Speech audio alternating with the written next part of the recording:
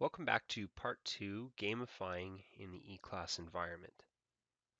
The first steps towards eClass gamification involves setting up your eClass environment to include a couple of options that aren't active by default. Things we'll talk about include turning on completion tracking, activity completion tracking options, restricted access options, and course completion tracking. First thing you'll want to do, as usual, is to enable editing. Starting on your main course page, click on the Edit Settings menu option in your course administration block.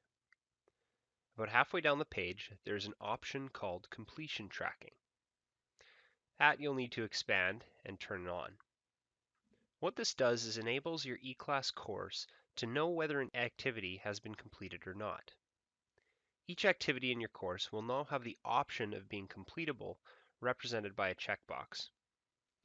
Secondly, you'll have to edit each relevant activity. That is, the ones that you would like to be tracked for completion, either for your benefit, for your students' benefit, or to unlock further content. This is a lot of work up front, but will allow you and your students to visibly see their course progress. Again, making sure editing is on, under the Edit drop-down menu on the item you want to change, click Edit Settings. Scroll down to the bottom of the page and you'll see two crucial options: Restrict Access and Activity Completion. These options are where the majority of your setup for your gamification will occur. In the Activity Completion tab, the first option is a drop-down menu. Here you can choose either Do Not Indicate Completion, which is the default, Students can manually mark completion, and Conditional Activity Completion. Manual or student-controlled completion is useful in certain circumstances.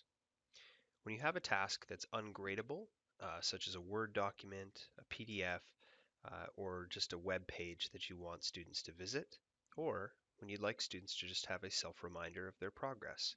Have some checkboxes that get checked off as they work their way through your course materials. Marking these types of assignments complete just lets a student know in their own mind that they've completed something, that they've downloaded the item, etc. However, this doesn't really provide any real control. If students want to click through your items and move on, they can. Conditional activity completion provides you with a number of new options.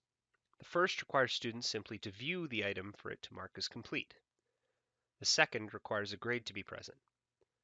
If you click on the second option, you can further control completion based on achieving a certain grade level or by using up all of the available attempts. Both the passing grade required and the number of attempts can be altered by going back into your assessment item and editing the item settings there. If you have content that you wish to keep hidden until students are fully prepared for it, achievement-controlled completion is perhaps a better option. This option can limit student progress through course materials until they've achieved a certain level of mastery. This could be through multiple question sets or quizzes of increasing difficulty. Because you can also limit student progress until all attempts at an item have been used, this option might also be used to encourage reattempting assessment items where a student has received a poor score the first time around. If you want to give your students the leeway to move on once they've used all of the attempts for an assessment item, click the All Available Attempts Completed box as well. This will mark the assessment complete if the user has achieved a passing grade or used all of the available attempts. Keep in mind, no matter which option students choose, if your assessment has any questions that require professor or TA marking, the students will be unable to proceed until their assessment has been graded, regardless of their achievement on the available questions. For example, 9 out of 9 on the multiple choice section of a quiz and blank out of 1 for a single short answer question will not be considered passing because one question will remain unmarked and unassessed.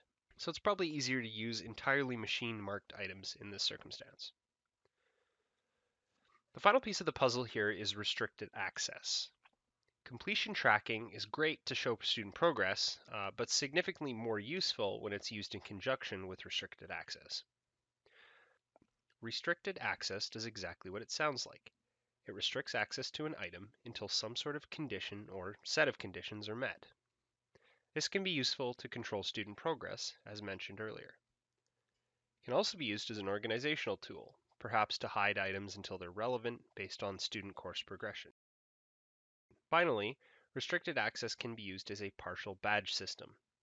As a student completes a certain number of course elements, they can unlock materials, be it a document, extra practice materials, or even simply a progress badge to mark achievement in the course so far. To set up restricted access, you're going to want to edit the item you want to restrict access to. So if we go to our Moodle 101 course, in the first tab, the guidelines, announcements, and reasons for taking this course should always be accessible. There's no real reason to hide them. For my purposes, I'm going to take a look at the second module, self-paced training, and one of the items in particular, the eClass Moodle tip sheet. Since the tip sheet itself is the thing we want to restrict access to, let's go straight into that item using Edit Settings. We'll scroll down to the Restricted Access tab and click on Add Restriction. This pops up a number of choices.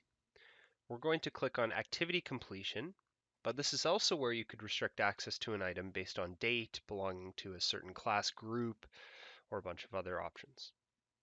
Restricted access behaves much like a procedural set of instructions for eClass.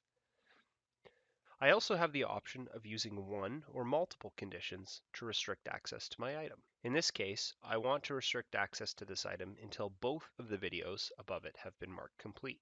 First, I would go into the Edit Settings option on each of those individual videos and make sure that they are marked for completion tracking. I've already done that here, but if I hadn't, they wouldn't show up as options that could be required for access restriction. Now, back in the Restricted Access tab, I'm going to go through and click on Add Restriction and Activity Completion twice. This will pop up two items that I'll need to play with. I'm going to click on each of the items I want to use as restrictors for this activity. Preparing your course, and again, I only want this student marked as complete before I allow access. And I'll do the same thing with the Adding Course Content item. Between the activity, you can see there's a little AND box. This means that all of the activities need to be complete before this item is available.